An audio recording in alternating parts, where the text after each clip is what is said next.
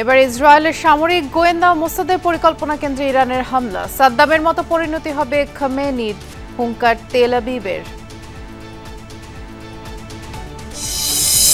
Tehran থেকে 4 শতাধিক বাংলাদেশিকে নিরাপদে সরানোর প্রক্রিয়া, যুদ্ধের প্রভাবে দেশে এখনই বাড়বে না তেলের দাম, জানালেন উপদেষ্টা।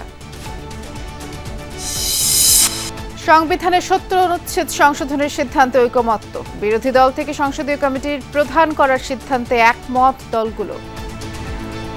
জাতি এবং রাষ্ট্রের স্বার্থে যেন আমরা খানিকটা হলেও ছাড় দিয়ে এক জায়গায় আসতে পারি। আমরা চেষ্টা করছি সবাই যাতে মিনিমাম একটা জায়গায় এসে সংস্কারের বিষয়গুলো সমাপ্ত করতে পারি এবং জুলাইয়ের মধ্যে যাতে জাতীয় সনদ স্বাক্ষরিত হতে পারে।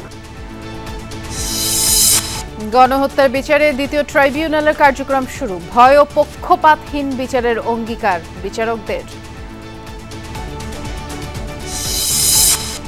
একসময়ের দুর্নীতিবিরোধী শুভেচ্ছা দূত সাকিবের বিরুদ্ধে এবার দুদকের মামলা, শেয়ার বাজার থেকে 250 কোটি টাকার বেশি আত্মসাতের অভিযোগ।